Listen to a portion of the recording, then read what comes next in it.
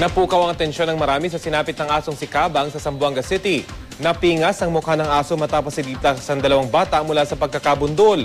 Kaya naman pinag-aaralan na ngayon ng ilang veterinaryo kung paano mapapabuti ang kalusugan ng bayaning aso. Balitang hatid ni Victoria Tulad.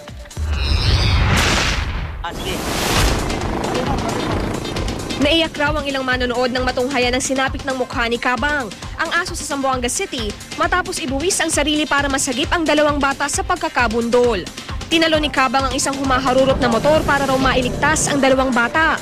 Pero sa kanyang ginawa, nawasak ang mukha niya ng maipit sa gulong ng motor. Pinag-uusapan ngayon sa Twitter ang ngayon itinuturing na hero dog. Bumuhos sa mga mensahe ng simpatya at paghanga sa aso.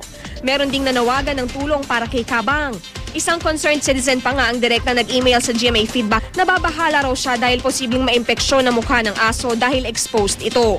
Sinundo ng mga tauhan ng Zamboanga City Veterinarian si Kabang. Dinala ang hero dog sa City Pound. Tila naging instant celebrity dog ang aso. Pinagkaguluhan siya at todo ang pagkuha ng litrato sa kanya sa naturang tanggapan.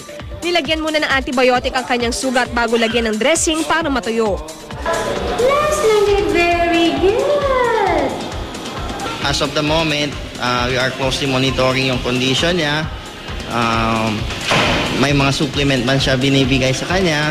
So, yun lang po. Okay yung condition niya ngayon. Pag-aaralan pa raw ng mga doktor ang pwedeng gawin para makatulong sa paghilom ng sugat ni Kabang at para mapagaan ang kondisyon ng kanyang kalusugan.